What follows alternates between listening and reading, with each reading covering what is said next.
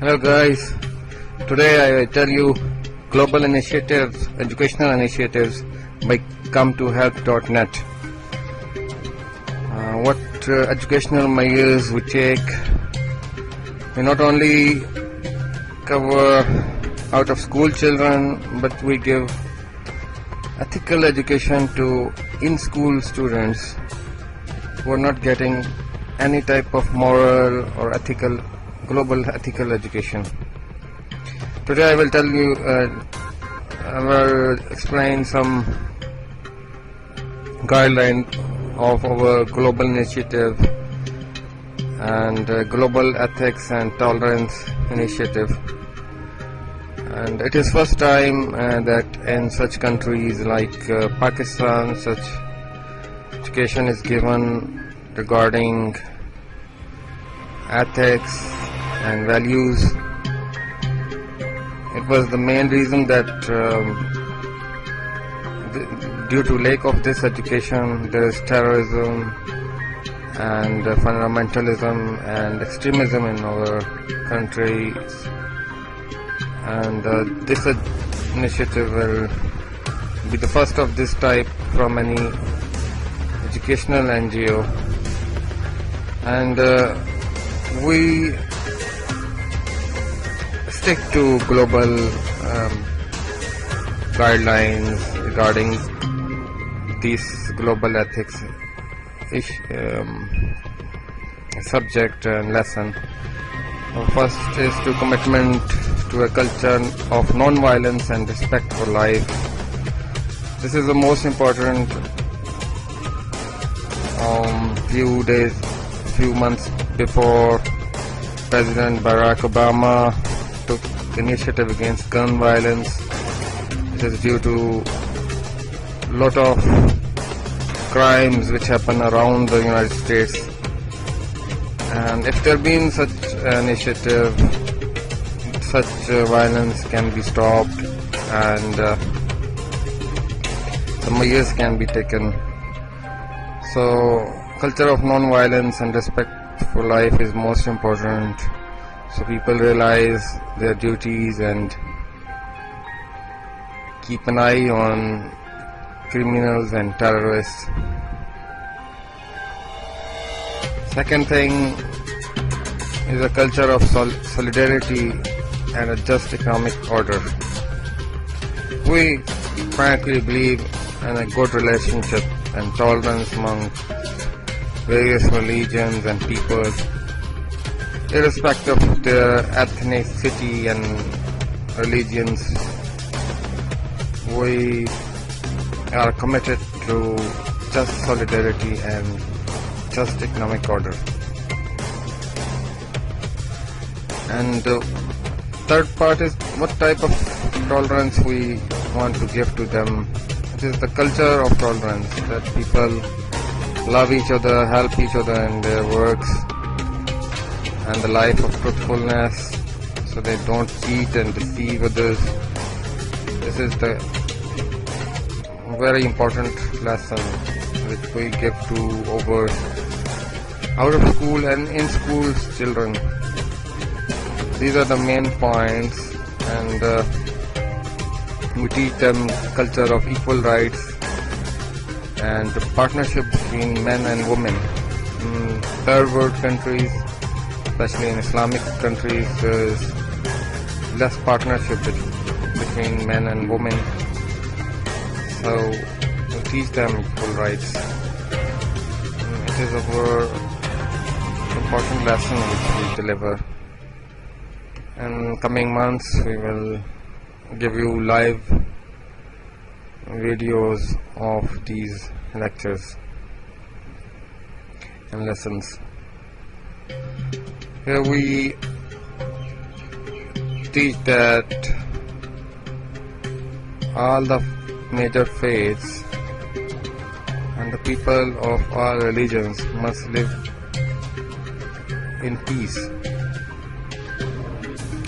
World is in agony, and agony is so pervasive and urgent that we are compelled to name its manifestations so that depth of this pain may be made clear.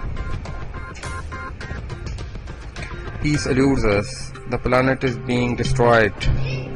Neighbors live in fear. Women and men are in grey from each other. Children are dying. This is abhorrent. We condemn the abuse of Earth's ecosystems.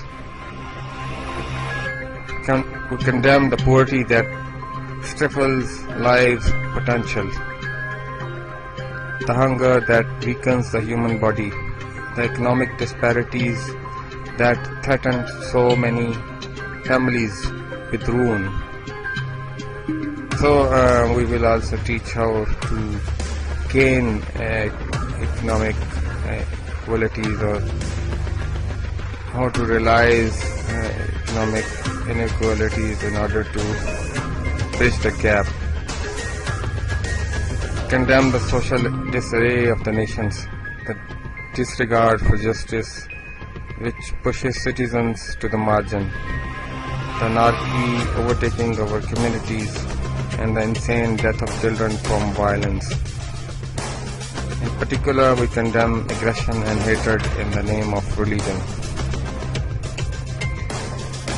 I just want to tell that this is in line of international charter and agenda. So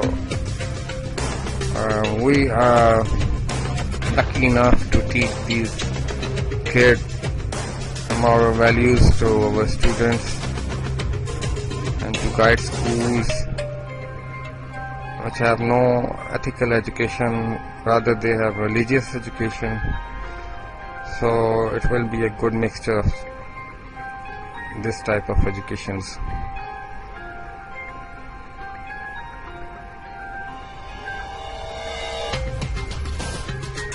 This ethics offers the possibility of a better individual and a global order, and lead individuals away from despair and societies away from chaos.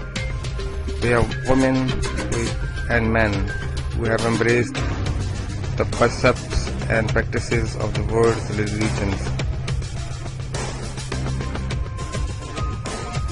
We are interdependent. Each of us depends on the well-being of the whole, and so we have respect for the community of living beings, for people, animal and plants, and for the preservation of earth, air, water and soil. We must treat others as we wish others to treat us, to make a commitment to respect life and dignity, individuality and diversity, so that every person is treated humanly without exception.